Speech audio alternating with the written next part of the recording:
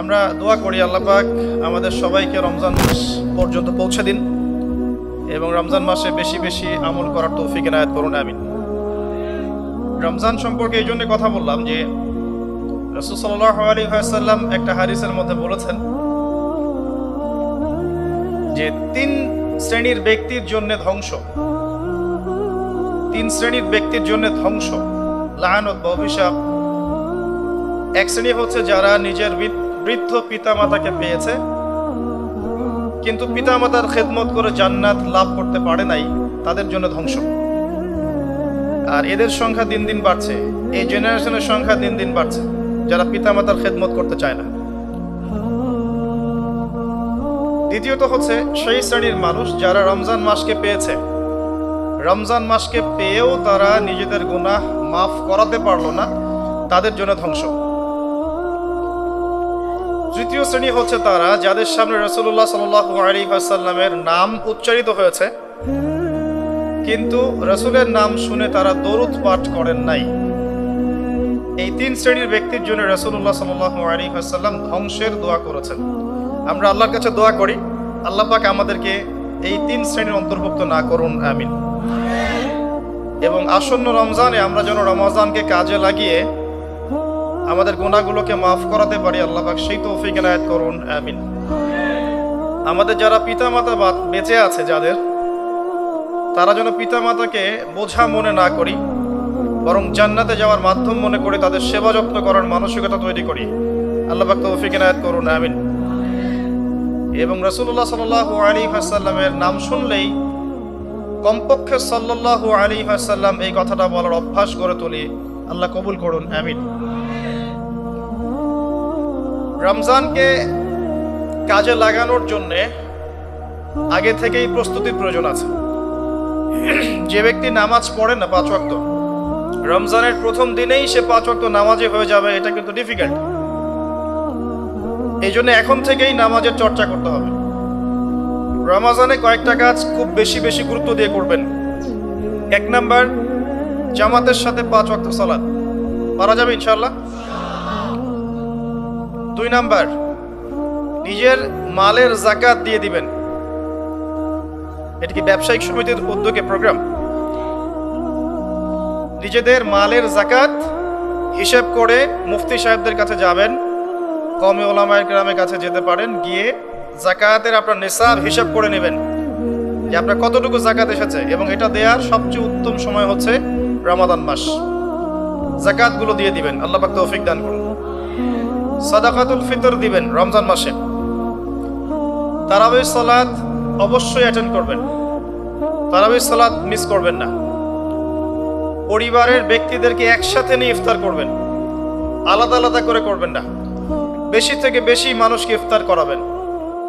সামাজিকভাবে, রাষ্ট্রীয়ভাবে, সংগঠনের উদ্যোগে বা ব্যক্তিগত পর্যায়ে বেশি থেকে বেশি মানুষকে ইফতার করাবেন। এবং কোরআনুল কারীমকে বেশি সময় দিবেন। প্রতিদিন অন্তত পক্ষে 1 পারা করে তেলাওয়াত করবেন। যারা হাফেজ কোরআন তারা পুরো কোরআন হিফজ আবার চর্চা করবেন। যারা আরো বড় লেভেলে আছেন কোরআন গবেষণা করবেন। 5 ওয়াক্ত নামাজের পরে একটা করে হাদিস পড়ার চেষ্টা করবেন মসজিদের মধ্যে। আসর থেকে মাগরিব এই সময়টুকুর মধ্যে, আসরের নামাজের পরে মসজিদ ভিত্তিকভাবে দার্সের ব্যবস্থা করবেন, তালিমের ব্যবস্থা করবেন। 30 দিন 30টা আলাদা আলাদা টপিকে কথা হবে, জনগণ জানতে পারবে। পারা যাবে? ব্যবসায় এই মাসে খুব বেশি লাভের চেষ্টা করবেন না, পরকালীন লাভের চেষ্টা করবেন। সিন্ডিকেট করে দ্রব্যমূল্যের দাম বাড়িয়ে দিবেন না। চেষ্টা করবেন মানুষকে আরো সহজ করে দেওয়ার জন্য। যারা খাবারের ব্যবসা করেন রমজান মাসে বেশি বেশি মানুষকে খাবার খাওয়াবেন, আল্লাহ বরকত দিবে ইনশাআল্লাহ। কাপড়ের ব্যবসা করেন, বেশি থেকে বেশি মানুষকে কাপড় দান করবেন রমজান মাসে। রমজানে মুসলিমদের নিত্য প্রয়োজনীয় যে দ্রব্যগুলো আছে এগুলো যারা বিক্রি করেন তাদের প্রতি অনুরোধ থাকবে যে কৃত্রিম সংকট সৃষ্টি করে দাম বাড়াবেন না, বরং মানুষের জন্য সহজ করে দিবেন। আল্লাহ আপনার রিজিকে বরকত দিবে ইনশাআল্লাহ। বিশ্বের প্রায় প্রতিটা মুসলিম কান্ট্রিতেই রমজান মাসে দ্রব্যমূল্যের দাম নিয়ন্ত্রণে থাকে, কমে যায়, ইল্লাল বাংলাদেশ ছাড়া। কিন্তু আমরাই 90% মুসলিমের দেশ, এই মাস লাভের মাস, পরকালীন লাভের মাস, দুনিয়ার লাভের মাস নয়। বরং রমজান আসার আগেই পুরো মাসের বাজার এবং ঈদের শপিং করে ফেলে দিবেন। রমজান মাসে বেশি বেশি মার্কেটে যাবেন না, এবং স্ত্রী সন্তানদেরকেও বেশি বেশি মার্কেটে যেতে দিবেন না। বরং এই মাসে পর্দা আরও বজায় রাখার চেষ্টা করবেন। রাস্তার মোড়ে মোড়ে যে হোটেলগুলো থাকে, ঘোমটা হোটেল, এই হোটেলের মালিকদের প্রতি নসিহত থাকবে যে আল্লাহকে ভয় করেন। হোটেলের বাইরে লিখে দিবেন, মুসলিমদের জন্য খাওয়া আমার হোটেলে জায়েজ নাই। এটা করবেন, ঘোমটা না দিয়ে ওখানে লিখে দিবেন যে আপনি মুসলিম হয়ে থাকলে আল্লাহকে ভয় করুন, আমার হোটেলে মুসলমানদের জন্য আলাদা করে খাওয়ার কোনো জায়গা নাই রোজা রাখা অবস্থায়। সেলুনে আছেন যারা, সেলুনে লিখে দিবেন রমজান মাসে আমি দাড়ি কাটি না, কমপক্ষে লিখে দিবেন যে আমার দোকানে দাড়ি শেভ করা হয় না। রমজান মাসে আল্লাহওয়ালা হয়ে যান, লাআল্লাকুম তাত্তাকুন, তাকওয়া অবলম্বন করতে হবে। কিছু টিপস বলে দিলাম। সবচেয়ে বড় কথা হচ্ছে মানসিক প্রস্তুতি। রমজান আসতে যাচ্ছে, একটা মানসিক প্রিপারেশন। এই রমজানের 30টা দিন আমি প্রত্যেকটা দিনকে কাজে লাগাবো। প্রতিটা দিন আমি কোরআনের কিছু অংশ পড়বো, হাদিস কিছু পড়বো, দুটা কথা মানুষকে দাওয়াত দিব, ইফতার করাবো মানুষকে, সাধ্যমতো দান সাদাকা করবো, তারাবির সালাতে হাজির হব, কোরআন খতম দিব। এই কাজগুলো করতে কি সরকার বাধা দিবে? প্রশাসন বাধা দিবে? এগুলো আমাদের হাতে আছে। আল্লাহ পাক আমাদের সবাইকে তৌফিক এনায়েত করুন, আমিন। আর এই রমজান মাসে বেশি বেশি খাওয়া এবং দুনিয়াবি কাজে অপচয় করবেন না। সারাদিন রোজা রেখে যদি ইফতার করতে 20টা আইটেম নিয়ে বসি আমাদের পুরান ঢাকার মানুষের মতো, তাহলে অবস্থা খারাপ। রমজানের আধ্যাত্মিকত্ব নষ্ট হয়ে যাবে। কথা কি বুঝতে পারছেন?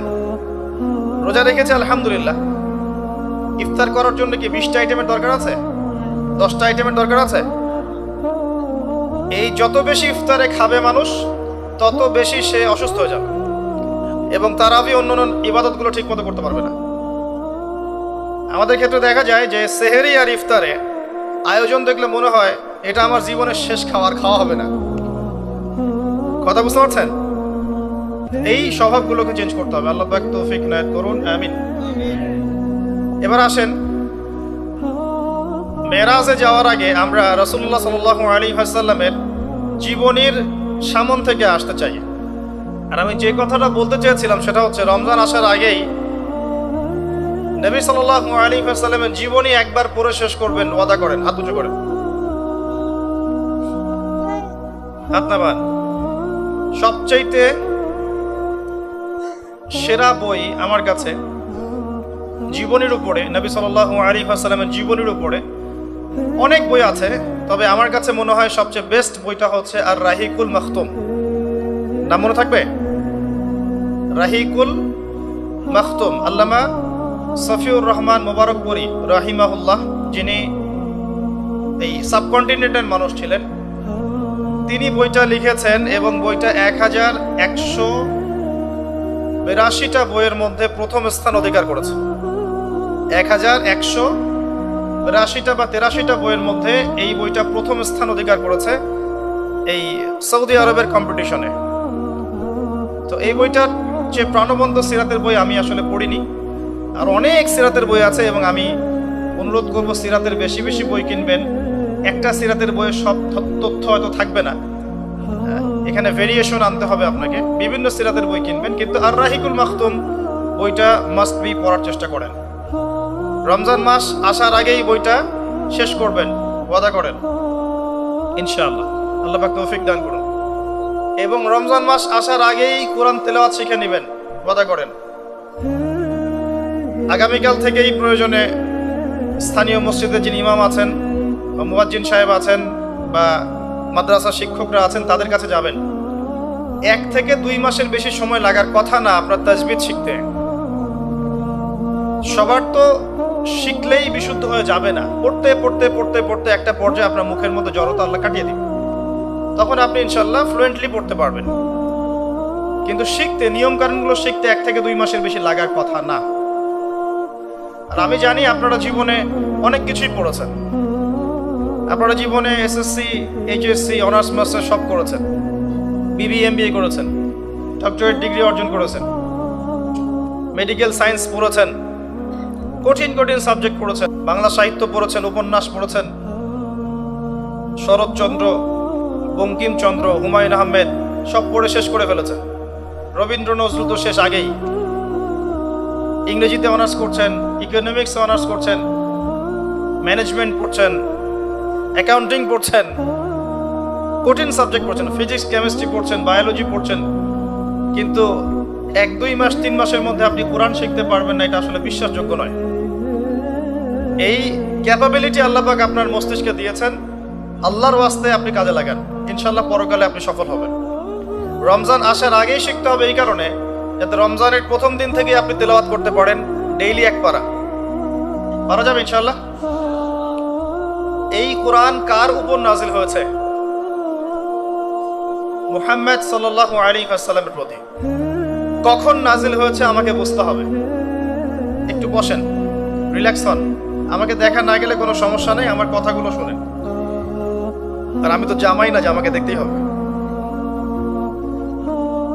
তো নবী সাল্লাল্লাহু আলাইহি ওয়াসাল্লাম যে সময়ে তার উপরে কোরআন নাজিল হয়েছে, এই সময়টা একটু বুঝতে হবে। ওই যুগটাকে বলা হয় কি? আইয়ামে জাহিলিয়াত, মানে কি? অন্ধকারাচ্ছন্ন যুগ। ওই যুগে মৌলিকভাবে অনেক সমস্যা ছিল, কিন্তু মোটা দাগে 5টা সমস্যা ছিল। কয়টা?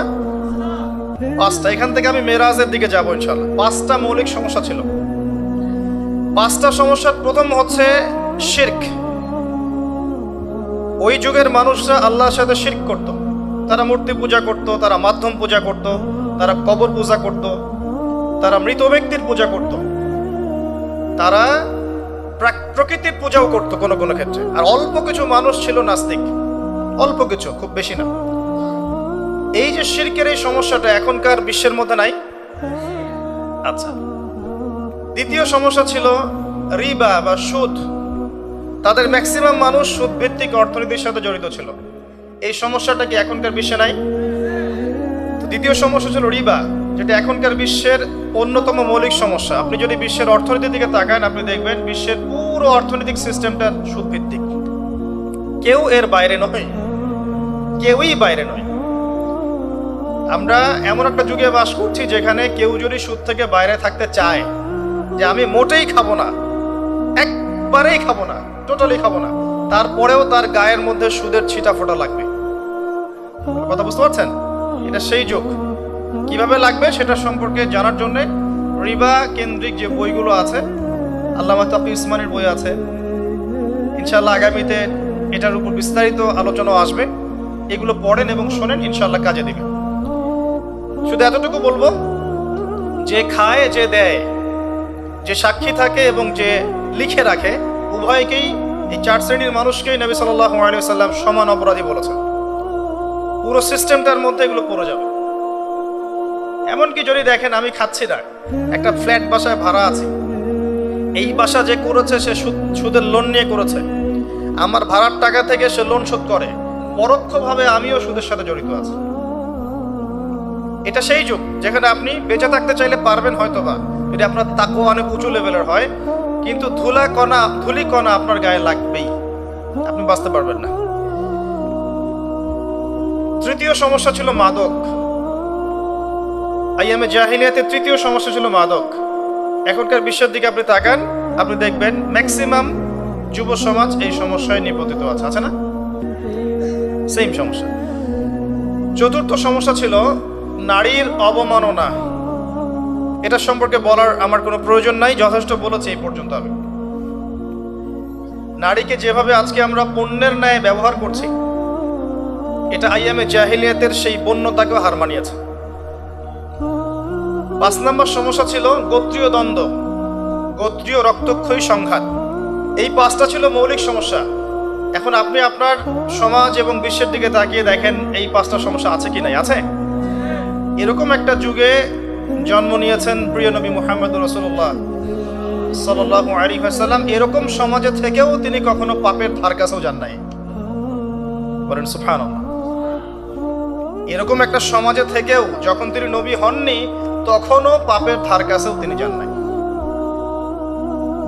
তিনি কখনো শিরক করেননি, কখনো মূর্তি পূজা করেননি, কখনো রিবা খাননি, আর বাকি বিষয়গুলো ধার কাছেও যাননি।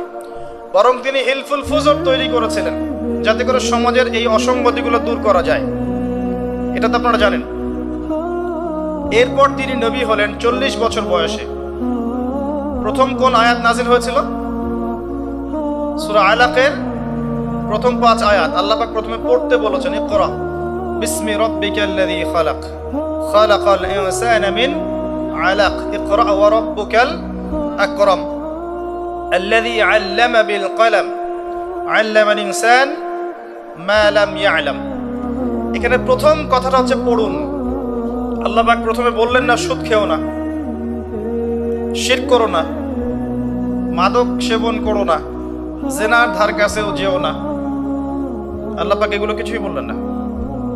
এমনকি আল্লাহ এটাও বললেন না সুবহানাহু ওয়া তাআলা যে নামাজ আদায় করো, যাকাত দাও, রমজান মাসে সাওম রাখো। আল্লাহ পাক কি বললেন? পড়ুন। আপনার জীবনের প্রথম ফরজ হচ্ছে পড়াশোনা করা। আমাদের জীবনের প্রথম ফরজ হচ্ছে পড়াশোনা করা। যে যত বেশি কনস্ট্রাকটিভ সিলেবাসে পড়াশোনা করবে তার অন্তর্দৃষ্টি তত বেশি সুদূর প্রসারী হবে ইনশাআল্লাহ তাআলা, এবং তার আমল আরো সুন্দর হবে, তার ব্যবহার সুন্দর হবে, চরিত্র সুন্দর হবে, তার মনুষ্যত্ব ভালো হবে। তার দ্বারা সমাজ, দেশ, রাষ্ট্র, উম্মাহ ভালো কিছু পাবে ইনশাআল্লাহ। অশিক্ষিত মূর্খ জনগণকে দিয়ে রাষ্ট্রের কোনো কাজ নাই, আছে? শিক্ষাটা হতে হবে এমন জ্ঞান, ইকরা বিসমি রাব্বিকাল্লাযী খালাক, পড়ুন আপনার সেই রবের নামে যিনি আপনাকে সৃষ্টি করেছেন। যে জ্ঞান আপনাকে আপনার স্রষ্টা, ওদের ভাষা ব্যবহার করে বলছি, আপনার ইলাহ আল্লাহর দিকে নিয়ে যাবে, সেটাই প্রকৃত জ্ঞান। যে জ্ঞানটা আপনাকে আল্লাহ থেকে দূরে সরাচ্ছে দিন দিন, এটা জ্ঞান নয়, এটা জাহেলিয়াত। আমি কি বুঝাতে পারছি? এখন আপনি চিন্তা করে দেখেন যে আপনার জ্ঞানটা আপনাকে কি আল্লাহর দিকে নিয়ে যাচ্ছে নাকি আল্লাহ থেকে দূরে সরাচ্ছে। এরপরে আপনি চিন্তা করবেন আপনি প্রকৃত জ্ঞানী কিনা। কেউ যদি অক্সফোর্ড, কেমব্রিজ, হার্ভার্ড থেকে পাশ করে আসে, এসে বলে যে পর্দা এটা সেকেলে প্রথা, ওই যুগে চলতো, এই যুগে চলে না, এই ব্যক্তিকে আমরা জ্ঞানী বলতে পারি না। কেউ যদি বাইরে থেকে বড় ডিগ্রি এসে বলে যে ইসলাম আসলে এই যুগে চলে না, ওই যুগে চলতো, সুদের মধ্যেই আছে অগ্রগতি আর প্রগতি, ফ্রি মিক্সিং ভালো জিনিস, ছেলে মেয়ে একসাথে পথ চলবে, খারাপ কিছু না, মাদক দ্রব্য খাওয়াই যায়, মানুষ মাদক দ্রব্য খেলে ভালো কাজ করার উৎসাহ পাবে, এরকম কথাবার্তা যদি কেউ বলে, বা আল্লাহর হালালগুলোকে হারাম করে দেয়, হারামগুলোকে হালাল করে নেয়, এই ব্যক্তি বা এই সম্প্রদায়কে আমরা জ্ঞানী বলতে পারি না। কারণ তাদের জ্ঞান তাদেরকে আল্লাহ থেকে দূরে সরিয়ে দিয়েছে।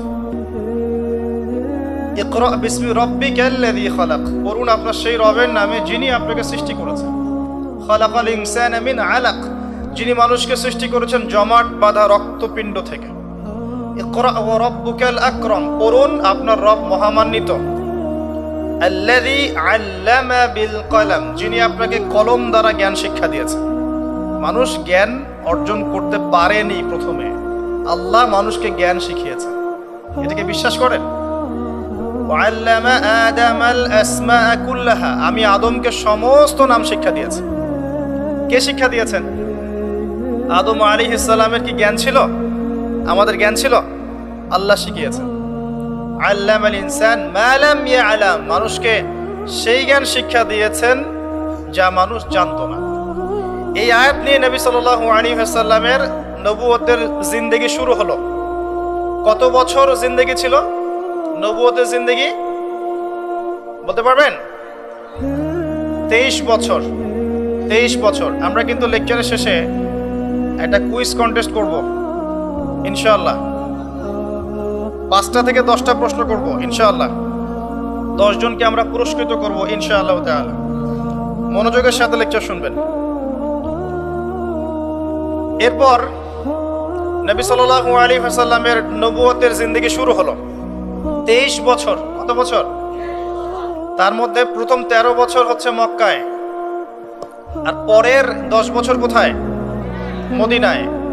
খুব সংক্ষিপ্ত আকারে বলছি, প্রথম 3 বছর নবী সাল্লাল্লাহু আলাইহি ওয়াসাল্লাম গোপনে দাওয়াত দিয়েছেন। কিভাবে? একদম গোপনে গোপনে। প্রথমে বাড়ির লোকজনকে, তারপর নিকট আত্মীয় যারা তাদেরকে, তারপর যাদের সাথে সম্পর্ক ভালো ক্লোজ তাদেরকে, এরপর আস্তে আস্তে আমভাবে। এটাই দাওয়াতি কাজের সুন্নাহ। এরপর